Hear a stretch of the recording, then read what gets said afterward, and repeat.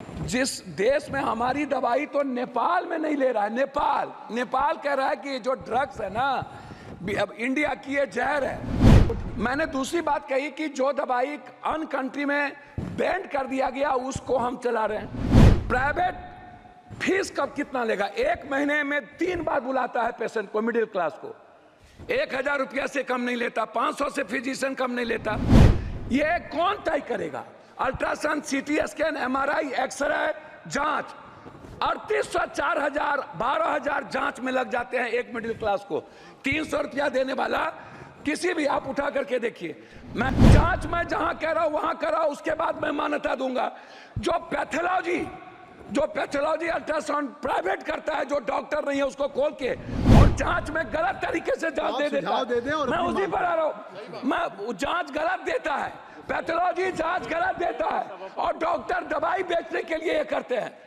बहुत धन्यवाद सभापति महोदय से। मेरा सिर्फ आग्रह ये है कि यूनिवर्सल हेल्थ कवरेज जो अमेरिका गवर्नमेंट ने, और ख़ास तौर पर भारत में जो राजस्थान की सरकार जब कांग्रेस की थी तब यूनिवर्सल हेल्थ कवरेज की बात उन्होंने की और कानून भी लाया। भारत में यूनिवर्सल हेल्थ जो कि कंपलसरी और कॉमन हेल्थ की जो बात है, जो ये मौलिक अधिकार भी है, फंडामेंटल राइट भी है आम आदमी का। तो अध्यक्ष महोदय, फंडामेंटल राइट पे जीएसटी, जिसको हमारे आदरणीय वरिष्ठ नेता गडकरी साहब ने लिखा भी है कि जीएसटी पर जो बीमा है उस पर यदि उसके सामान पर, जिन चीज़ों पर यदि आप इतनी जीएसटी, आयुर्वेदी पर 15% लगाएंगे, और हमारा देश जो है फार्मा के लिए जाना जाता है दुनिया में, वर्ल्ड में। लेकिन जब हम फार्मासिस्ट की बात करते हैं तो आप किसी भी दुकान पर देखिएगा सभापति महोदय की जेनेटिक दवाई और आयुर्वेद की दवाई नहीं के बराबर रहती है, और कोई डॉक्टर नहीं लिखता है।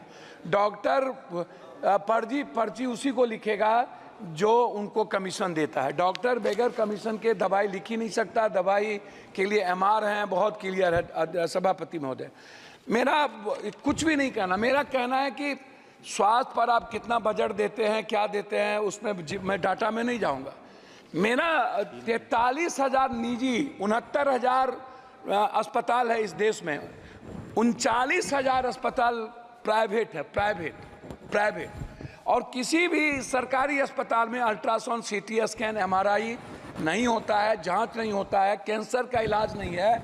बिहार में किसी भी गांव में, शहरों में, डिस्ट्रिक्ट में नहीं के बराबर है। आप एम्स की बात करते हैं, मुझे आश्चर्य लगता है कि जब डॉक्टर ही जर्मनी और अन्य कंट्री की स्थिति देख लीजिए महोदय, जिस देश में हमारी दवाई तो नेपाल में नहीं ले रहा है, नेपाल कह रहा है कि जो ड्रग्स है ना, अब इंडिया की ये जहर है, इसको वहां के बनाए हुए नेपाल ने मना कर दिया। और जो दवाई वर्ल्ड में हमें नहीं, हम विश्व में वही अध्यक्ष महोदय बात तो कर, जो दवाई वर्ल्ड ने नेगलेक्ट कर दिया, या बोलने दी अरे भैया हम बोलने दो, जो दवाई वर्ल्ड ने नेगलेक्ट। पप्पू भाई एक बात कह दूं, आज पूरी दुनिया में अगर फार्मा में या फार्मास्यूटिकल में आप करीब 40% तक पहुंच गए, तो अगर इस तरह से कहें कि हमारी दवाएं हैं, नहीं, एक तरह से अपने देश की दवाओं का, नहीं, मैं वही बात तो कह रहा हूं। मैं क्यों कह रहे हैं वही, आप तो यू शुड फील प्राउड कि सभापति महोदय, कहीं जो क्वालिटी, सभापति महोदय, मैं वही, ठीक बात है, मैंने फार्मा की तो बात की, लेकिन मैंने कहा कि डॉक्टर नहीं लिखते हैं। मैंने दूसरी बात कही कि जो दवाई अन्य कंट्री में बैन कर दिया गया उसको हम चला रहे हैं। मैं दूसरी तीसरी बात करना चाहता हूं कि जैसे प्राइवेट है डॉक्टर, मैं सिर्फ प्राइवेट पढ़ाऊंगा। प्राइवेट फीस कब कितना लेगा? 1 महीने में 3 बार बुलाता है पेशेंट को, मिडिल क्लास को। 1000 रुपया से कम नहीं लेता, 500 से फिजिशियन कम नहीं लेता। ये कौन तय करेगा? Ultrasound, CT scan, MRI, x ray, जांच 3800, 4000, 12000 जांच में लग जाते हैं एक मिडिल क्लास को। 300 रुपया देने वाला किसी भी, आप उठा करके देखिए। Madam, medical council of India का जो रूल है सभापति महोदय, वो क्या कहता है? वो कहता है, बात को संक्षिप्त सर, मैं अपनी बात, इसीलिए दिक्कत होता है कि वो क्या कहता है। डॉक्टर कहता है कि नहीं, जांच तुम मेरे यहाँ कराओ, जांच मैं जहां कह रहा हूं वहां कराओ, उसके बाद मैं मान्यता दूंगा। जो पैथोलॉजी जो पैथोलॉजी अल्ट्रासाउंड प्राइवेट करता है, जो डॉक्टर नहीं है उसको खोल के और जांच में गलत तरीके से जांच दे देता सुझाव दे दें और मैं अपनी उसी मांग पर आ रहा हूं।